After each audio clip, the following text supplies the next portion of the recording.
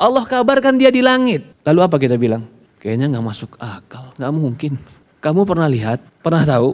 Pernah lihat semisalnya? Enggak. Allah kabarkan lebih 7 ayat Al-Quran dia di langit. Lalu kan kalau di sana gimana ya Ustaz? Udah, akalmu cuman bisa berbicara tentang makhluk. Yang kita bicarakan ini bukan makhluk, yang kita bicarakan ini Allah. Yang akal kita nggak pernah melihat, membayangkan, memikirkan. Apapun yang terbetik di akal kita itu adalah makhluk. Dan Allah tidak mungkin seperti makhluk.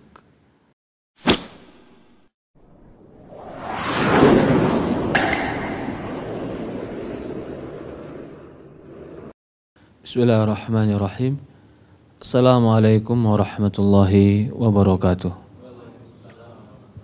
Alhamdulillahi wassalatu wassalam ala asyrafi anbiya'il mursalin ala nabina Muhammadin sallallahu alaihi wa ala alihi wa sahbihi wasallam. Asyhadu an la ilaha illallah wahdahu la syarika lah wa asyhadu anna Muhammad abduhu wa rasuluhu la nabiyya ba'd. Qala Allah ta'ala fi kitabihil karim, ya ayyuhalladzina amanu taqullaha haqqa tuqatih fala tamutunna illa wa antum muslimun. Wa qala Allah subhanahu wa ta'ala, ya ayyuhalladzina amanu taqullaha wa qulu qawlan sadida yuslih lakum a'malakum wa yaghfir lakum dhunubakum wa may yuti'illaha wa rasulahu faqad faza fawzan 'azima. Alhamdulillah, segala puja dan puji syukur kita panjatkan hanya kepada Allah Subhanahu wa taala Rabbal alamin, serta salawat dan salam selalu kita curahkan kepada baginda Nabi kita Muhammadin sallallahu alaihi wa ala alihi wa sahbihi wasallam, kepada keluarganya, kepada para sahabatnya, juga orang-orang yang mengikuti dan mencintainya ila yaumil qiyamah. Allahumma inna nas'aluka ilman nafi'an wa rizqan thayyiban wa amalan mutaqabbala. Ya Allah, kami memohon kepadamu ilmu yang bermanfaat, rizki yang baik, dan amalan yang diterima di sisi Allah Subhanahu wa ta'ala. Teman-teman yang dimuliakan dan dirahmati Allah Subhanahu wa ta'ala, alhamdulillah kita masih dalam pembahasan kitab Fawaidul Fawaid karya Imam Ibnu Qayyim rahimahullah ta'ala. Pembahasan kita sebenarnya masih berkaitan dengan doa. Doa yang di dalamnya itu Rasulullah mengatakan, ma asaba abdan hammun wala hazanun. Tidaklah seorang hamba tertimpa kesedihan atau kegundahan, kemudian dia berdoa dengan doa ini. Disebutkan lafaz doanya. Allahumma inni abduka ibnu abdika ibnu ammatika nasiyati biyadika madin fiya hukmuka adlun fiya qada'uka as'aluka bikulli ismin huwa laka samaita bihi nafsa wa anzalta fi kitabik wa 'allamta ahada min khalqik aw ista'tharta fi bi'ilmi ghaibi 'indak an taj'ala qur'ana rabi'i qalbi wa nuru sadri wa jalal huzni wa dhihabul hammi wa ghammi ila adhaballahu hammu wa ghammu wa abdalahu ma kana farhan. Barang siapa yang membaca doa ini, kata Rasulullah, maka Allah akan menghilangkan kesedihannya, melenyapkan kegundahannya. Allah ganti kegundahannya, kesedihannya dengan kebaikan dan kebahagiaan. Ini doa yang diajarkan Rasulullah. Tapi pembahasan kita adalah sedang memaknai apa makna doa ini.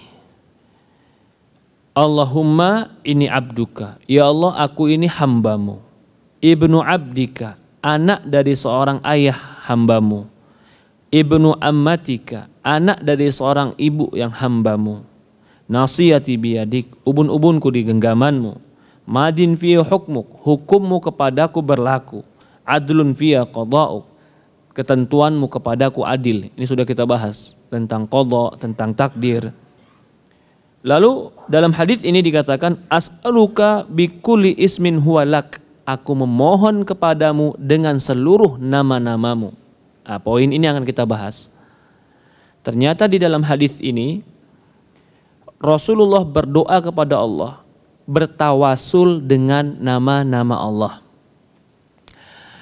Bertawasul itu berarti mencari perantara, menjadikan wasilah atau menjadikan sarana untuk sampai kepada Allah. Bertawassul di dalam Islam itu dibolehkan dengan 3 hal. Yang pertama, bertawassul dengan amal soleh. Ya Allah, aku pernah meninggalkan zina karenamu, maka bantulah aku untuk menjadi orang lebih baik. Boleh. Sama seperti orang yang di dalam gua, yang pernah kita dengar hadisnya, 3 orang terjebak di dalam gua. Begitu mereka bertiga ingin menggeser batu yang menutup mereka di depan gua, tidak sedikit pun batu itu bergerak. Udah pasrah mereka, kalau terus di dalam gua ini akan mati, gak ada oksigen, gak ada makanan. Maka kata salah satunya, kalau begitu sebutkan amal-amal soleh kebaikan kalian, berdoalah kepada Allah dengan itu, semoga Allah kabulkan doa kalian.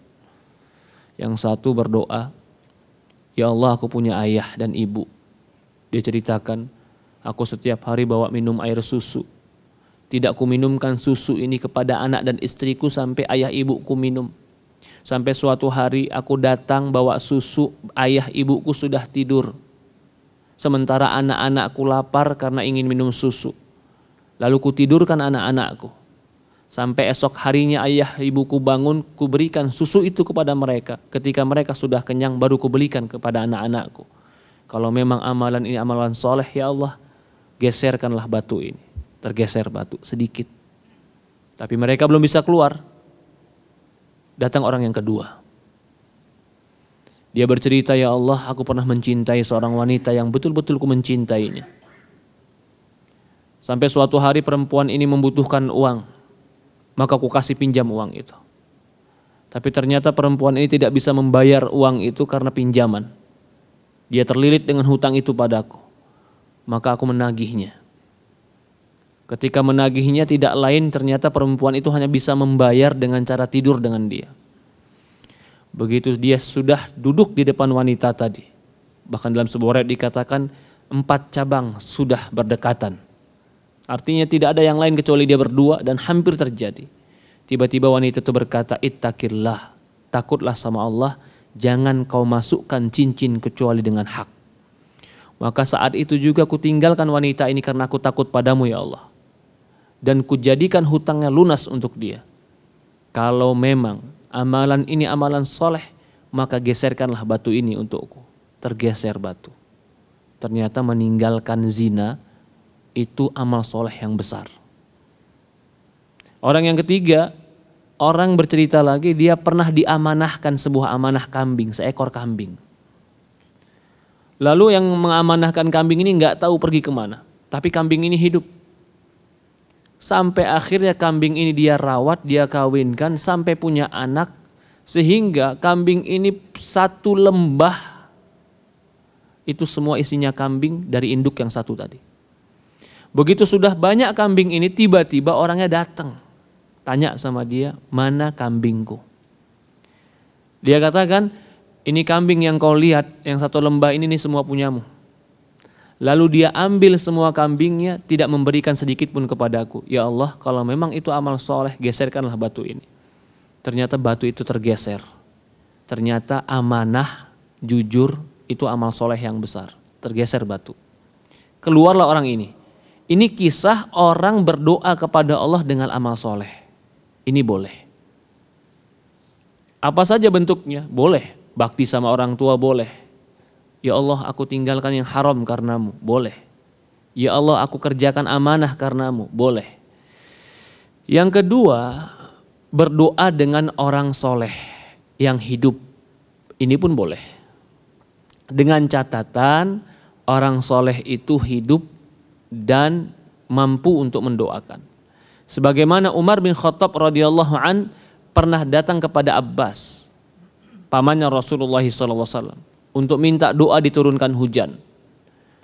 Atau pernah juga Umar bin Khattab radhiyallahu an mencari Uwais Al-Qarni agar minta doa kepada Uwais Al-Qarni semoga diampuni dosa-dosa Umar bin Khattab.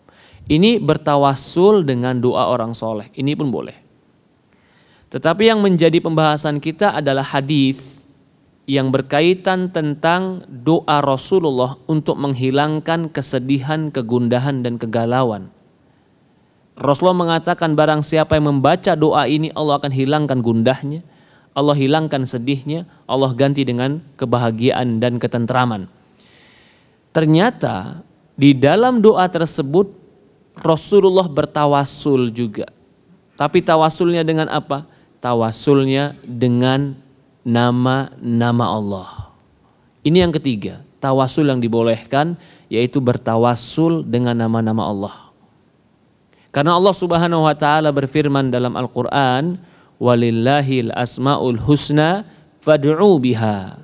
Kata Allah Subhanahu wa taala, Allah punya nama-nama yang baik, maka berdoalah dengan nama-nama tersebut. Kalau kita berdoa, ya Allah Razzaq, nama Allah Ar-Razzaq, urzuqni, berikan aku rizkimu. Ini doa dengan menyebutkan nama Allah seperti ini, salah satu sebab doa itu mustajab.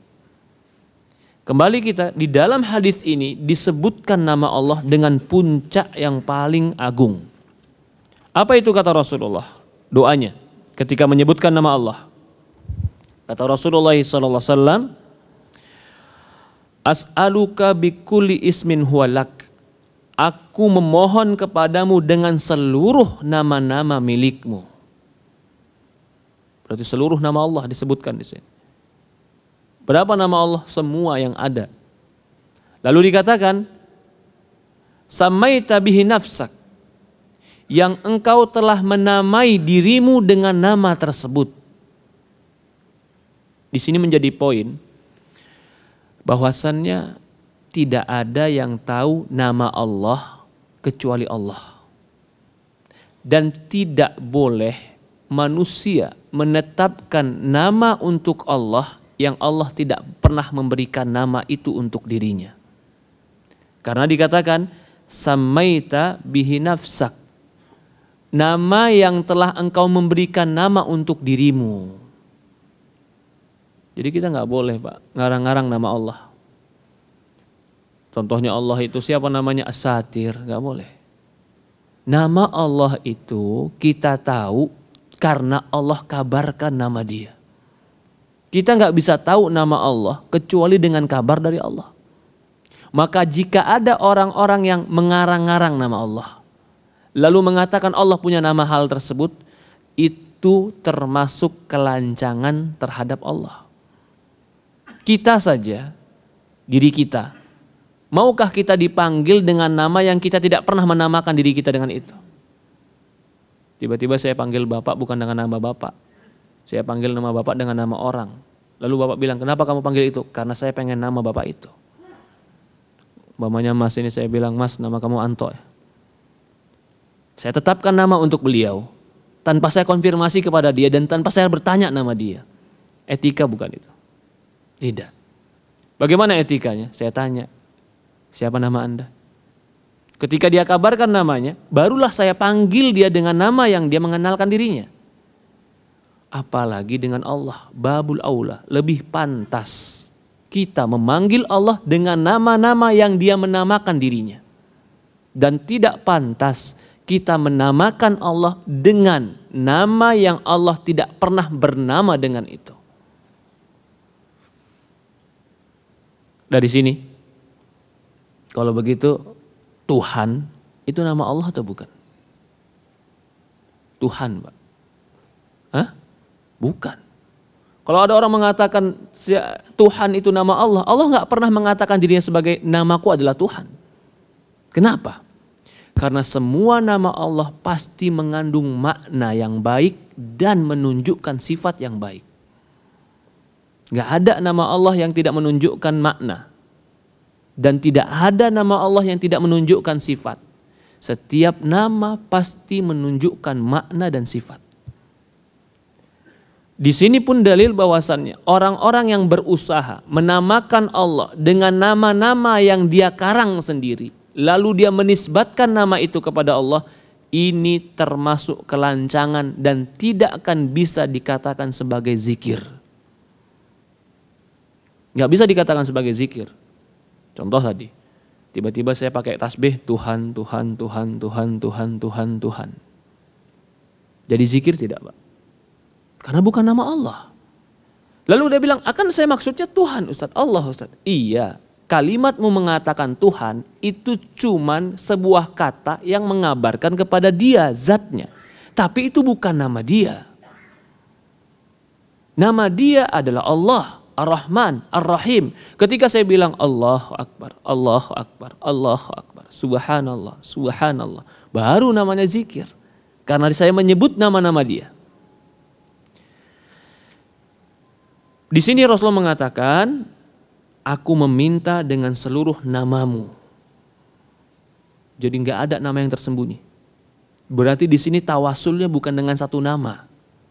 Tawasulnya dengan seluruh nama. Nama yang bagaimana? Samaita bihi nafsak. Nama itu yang kau namakan dengannya dirimu. Au anzaltahu fi kitabik. Atau nama yang kau turunkan di dalam Quran.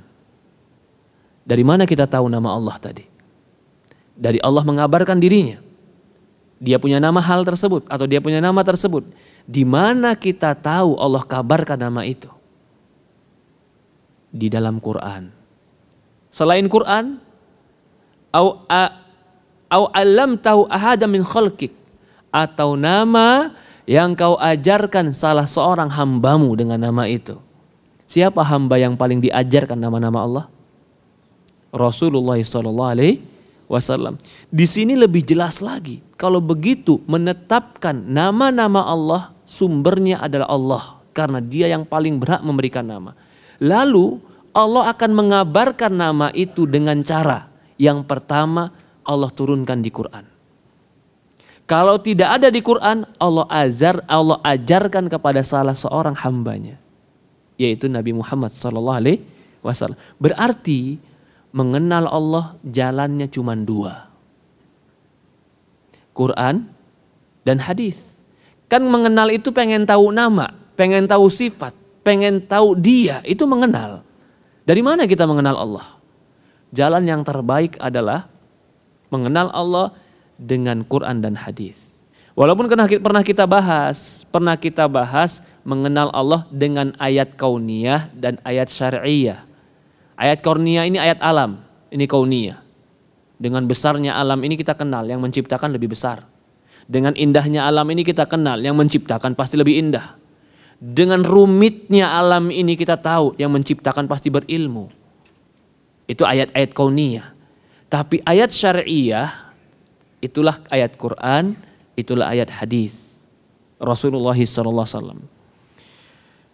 Maka tidak pantas kita menamakan Allah, mensifati Allah, menisbatkan sesuatu kepada Allah yang Allah tidak pernah bercerita tentang dirinya. Bahkan kalau kita menisbatkan kepada Allah nama atau sifat atau perbuatan yang tidak pernah Allah ceritakan itu, kita telah bercerita tentang Allah tanpa ada ilmu. Wa antaqulu 'alallahi ma la ta'lamun. Qad harrama rabbukum, qad harrama rabbi. Allah telah mengharamkan kepadaku. Beberapa hal diharamkan di Quran sampai di akhir dikatakan antaqulu 'alallahi ma la ta'lamun. Kau berucap, berbicara tentang Allah yang enggak ada ilmunya. Yang lebih lagi yang ingin kita tegaskan, berbicara tentang Allah itu hanya Allah yang tahu tentang dirinya. Berbicara tentang sifat Allah hanya Allah yang tahu tentang dirinya. Berbicara tentang nama Allah, dia yang paling kenal karena dia yang lebih tahu tentang dirinya. Ya tidak? Kita tolak, enggak dia enggak mungkin punya sifat itu. Tinggal ditanya, kamu pernah lihat? Enggak. Pernah lihat semisalnya? Enggak juga. Ada yang serupa dengan dia? Enggak juga. Lalu kenapa kamu tolak? Ya karena menurut saya enggak mungkin aja. Apa landasannya? Belum pernah lihat, belum pernah tahu, dia kabarkan tentang dirinya, lalu kamu enggak percaya. Ketika saya kabarkan tentang diri saya umpamanya, saya lahir tahun sekian, bulan sekian di tempat ini. Tiba-tiba Bapak bilang, nggak percaya saya. Sikap Bapak nggak percaya dengan kabar saya masuk akal nggak? Hah? Kenapa nggak masuk akal? Karena kita yang tahu diri kita. Allah kabarkan dia di langit. Lalu apa kita bilang? Kayaknya nggak masuk akal, nggak mungkin. Kamu pernah lihat? Pernah tahu? Pernah lihat semisalnya? Enggak. Allah kabarkan lebih 7 ayat Al-Quran dia di langit. Lalu kan kalau di sana gimana ya Ustaz? Udah, akalmu cuman bisa berbicara tentang makhluk. Yang kita bicarakan ini bukan makhluk, yang kita bicarakan ini Allah. Yang akal kita nggak pernah melihat, membayangkan, memikirkan. Apapun yang terbetik di akal kita itu adalah makhluk. Dan Allah tidak mungkin seperti makhluk. Ini poin Pak. Akal kita makhluk atau bukan? Yang tergambarkan di akal kita makhluk atau bukan? Yang terimajinasikan di pikiran kita makhluk atau bukan? Berarti yang lahir dari akal kita makhluk atau bukan? Lalu kita memikirkan dan membayangkan tentang Allah. Lalu kita yakini yang kita bayangkan dan pikirkan sama seperti Allah. Berarti kita telah menyamakan Allah dengan apa? Dengan apa? Makhluk. Allah katakan di Quran, "Fala tadribu lillahi amsal." Jangan kau jadikan bagi Allah itu analogi. Permisalan. Walaisa kamitsli syai'un. Gak ada satupun yang seperti Allah. Lalu bagaimana sikap kita kalau datang ayat Quran yang mengabarkan nama dan sifat Allah? Sami'na wa ata'na. Ya Allah, kami dengar dan kami taat. Kenapa? Karena kau yang paling tahu tentang dirimu. Kalau ada di pikiranku yang bergejolak, bukan kabarmu yang salah, akalku yang salah. Ini hamba. Ini yang dikatakan sebagai penghambaan, tahu posisi diri dia. Ketika Allah kabarkan berita, lalu berita itu bergejolak di pikirannya, yang dia salahkan bawa berita. Yang bawa berita salah. Kalau yang bawa beritanya manusia, mungkin kau bisa salahkan. Tapi kalau yang bawa beritanya itu adalah pencipta alam semesta yang menciptakan akalmu pula dan memberikan ilmu kepadamu, kau salahkan. Bagaimana bisa? Nggak masuk akal. Akalmu diciptakan oleh dia. Lalu kau menyalahkan dia yang telah memberikan ilmu kepadamu. Kalau begitu, mana yang lebih hebat? Pencipta akal atau akalmu? Loh kalau gitu kita agama ini kan pakai akal. Iya, ini akal kita. Katanya agama ini memahami pakai akal. Iya, ini cara kita memahami bagaimana firman Allah itu harus kita terima. Bukankah ini juga akal? Tapi akal yang ujungnya menjadi penyerahan diri kepada Allah. Bukan akal yang ujungnya menentang Allah. Kalau akal yang ujungnya menentang Allah, dia lebih mendahulukan akal daripada Allah, itu tidak masuk akal. Kalau dia menggunakan akal sampai akhirnya akal itu menolak firman Allah, itu tidak masuk akal. Karena Allah yang telah menciptakan akal kita tidak akan pernah salah. Kalau seandainya kita anggap salah, bukan dia yang salah, cara berpikir kita yang salah. Allah kabarkan tentang dirinya, maka kita sami'na wa ta'na. Ya Allah, kami dengar dan kami taat. Rasulullah kabarkan tentang Allah, kita sami'na wa ta'na. Karena dia makhluk yang Allah ajarkan tentang Allah. Maka itu dalam doa ini dikatakan, aku memohon kepada seluruh namamu, atau nama-nama yang kau namakan dirimu dengan nama tersebut, atau nama yang kau turunkan dalam kitabmu, atau nama yang kau ajarkan dengan salah seorang makhlukmu, yaitu baginda Rasulullah. Yang berikutnya, atau nama ista'sarta bihi fi ilmi ghaibi indak, dan atau nama yang kau sembunyikan di sisi gaib di sisimu. Yang terakhir ini menunjukkan ada nama yang gak dimasukkan di Quran, ada nama yang tidak diajarkan kepada Nabi. Kita gak tahu. Yang tahu cuman Allah nama itu. Di sini pula dalil para ulama, nama Allah itu tidak terbatas 99. Kenapa? Karena ada nama yang Allah sembunyikan, tidak ada yang tahu. Loh, bagaimana dengan hadis mengatakan lillahi tis'a wa tis'ina isman faman ahsaha dakhalal jannah. Allah punya 99 nama. Barang siapa yang menghitungnya masuk surga. Kan 99. Kita bilang, betul. Barang siapa yang menghitung 99 nama akan masuk surga. Itu dikarenakan kemurahan dan kebaikan Allah. Bukan pembatasan nama menjadi 99. Kenapa? Karena kalau seandainya dikatakan dalam hadis akan masuk surga orang yang menghitung dan menyebut seluruh namaku. Kapan kita masuk surganya, Pak? Sementara ada nama yang ada yang disembunyikan di sisi gaib. Gak bakalan mampu kita menghitung seluruh nama Allah. Karena namanya pasti mengandung sifat, sifatnya pasti mengandung kebaikan.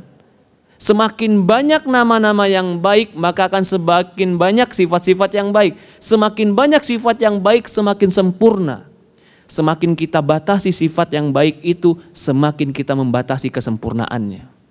Maka ketika dikatakan Allah punya 99 nama, barang siapa yang menghitungnya masuk surga, itu karena kemurahan Allah. Allah batasi 99 agar kita masuk surga. Ternyata udah dibatas 99 juga nggak pernah dikerjain, ya subhanallah. Bagaimana kalau dikatakan kalian akan masuk surga jika menghitung seluruh namaku? Kita akan terus ngambang, kapan tuh seluruh nama itu yang mana? Sementara 99 saja versi para ulama mengumpulkan kepada Quran dan hadis beraneka ragam versinya. Karena tidak ada hadis yang sahih yang menunjukkan dan mengurutkan 99 nama. Nggak ada. Tapi kita yakini 99 itu ada. Bahkan lebih. Tapi karena kemurahan dan kebaikan Allah, Allah cuma batasi 99. Barang siapa yang menghitungnya masuk surga. Berikutnya, kenapa 99 itu bukan pembatasan? 99 itu cuma bentuk rahmat dan kasih sayang Allah. Karena setiap nama Allah pasti mengandung sifat yang baik. Maka dikatakan Asmaul Husna. Nama-nama yang baik.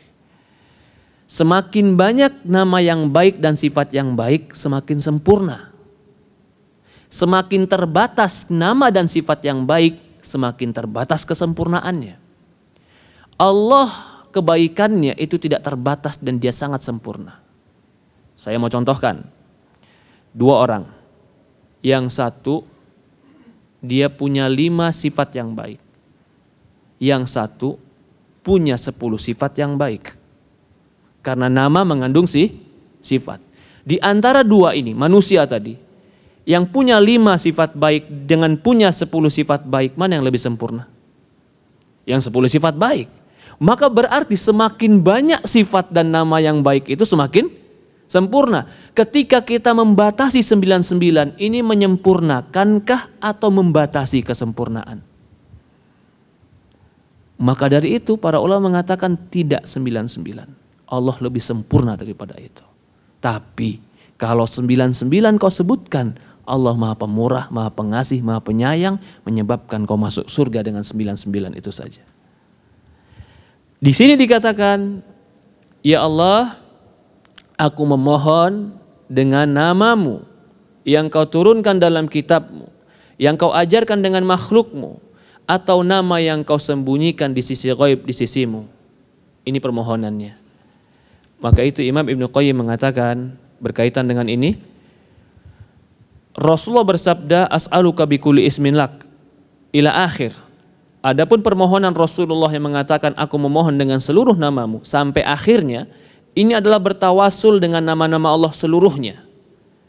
Nama-nama yang diketahui seorang hamba atau nama yang belum diketahui seorang hamba. Dan ini adalah wasilah yang paling dicintai oleh Allah. Karena dia berwasilah dengan sifat dan perbuatan Allah. Yang itu semua ditunjukkan dengan namanya.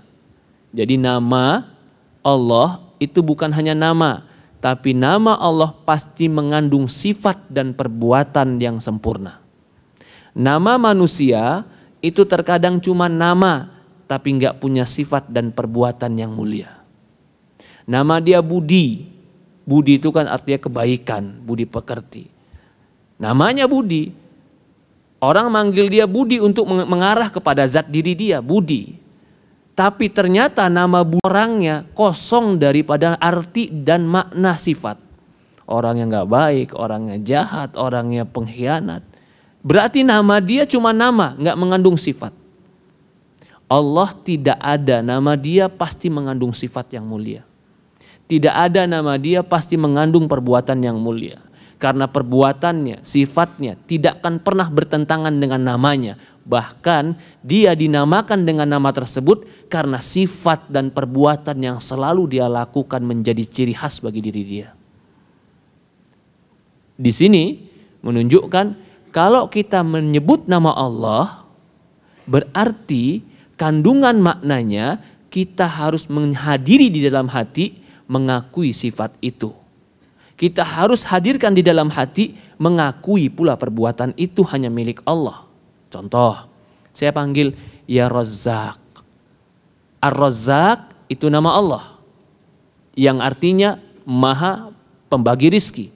Berarti saya meyakini bahwasannya dia punya sifat yang sangat dermawan ketika membagikan rizki. Dan saya meyakini bahwasannya semua rizki yang didapatkan makhluk sampai seekor burung yang disuap oleh induknya itu adalah pembagian Allah.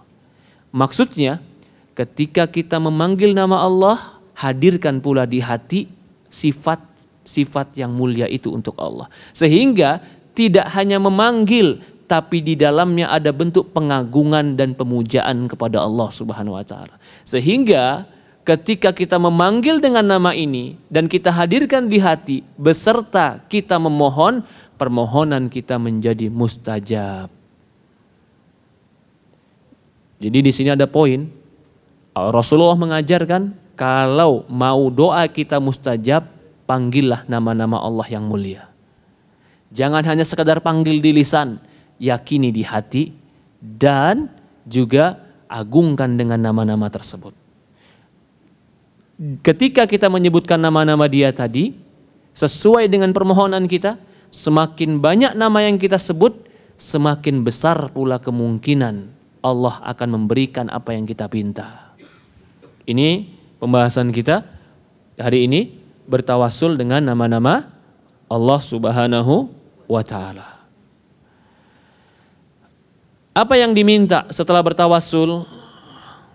Apa yang diminta setelah bertawassul? Ya Allah, aku memohon dengan seluruh namamu yang kau turunkan di kitabmu, yang kau ajarkan dengan makhlukmu, yang nama yang kau sembunyikan sisi ghaib padamu. Apa yang diminta oleh Rasulullah? Antaj'al Qur'ana rabi'i qalbi wa nuri sadri. Ini permintaannya besar nih Pak. Minta dengan seluruh nama. Sebelum meminta dia merendahkan dulu, aku ini hambamu. Ya kan? Setelah itu memuji Allah dengan pujian yang sangat besar. Berarti kan permintaannya penting ini. Setelah menghinakan diri, mengagungkan Allah dengan pengagungan yang sangat tinggi. Mintanya apa? Ya Allah, jadikan Quran bersemi di dadaku. Ternyata minta Quran supaya bersemi di dada. Coba Pak, kalau kita punya sebuah doa, yang doa itu sudah di pada titik yang akan dikabulkan. Kira-kira doa apa yang kita minta? Kebanyakan orang Pak, ya Allah lancarkan bisnisku, selesai. Permintaan dia cuman sesuatu yang gak dibawa mati Pak. Bukan boleh Ustaz? Boleh, tapi kau dalam titik yang dimana kau minta pasti dikabulkan. Jangan minta yang tanggung dan jangan minta terbatas. Ada orang pergi umroh habis-habisan, duitnya habis-habisan, dia pergi, saya mau ke Ka'bah Ustaz. Mau ngapain? Cuman doa depan Ka'bah supaya bisnis saya lancar. Betapa rendahnya Ka'bah cuman minta itu. Bagi saya. Betapa rendahnya. Banyak yang lebih tinggi yang mau kita minta. Surga kita minta. Keistiqomahan agama kita minta. Kebaikan dunia dan akhirat kita minta. Bukan gak berarti gak boleh minta dunia. Boleh, tapi jangan yang permintaan tertinggi itu bukan itu. Ini Rasulullah permintaan tertingginya apa? Ij'al Qur'ana rabi'i qalbi. Jadikan Quran itu bersemi di dadaku. Kalau Quran sudah bersemi di dada, banyak duit gak banyak duit tetap bahagia. Kalau Quran sudah bersemi di dada, bagaimanapun kehidupan lapang dada. Ini kita akan bahas pertemuan besok insya Allah. Apa yang dimaksud Quran itu Rabi'u qalbi.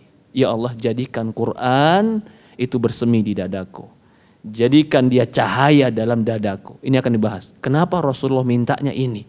Dalam keadaan doa yang ketika itu sudah di puncak kebaikan.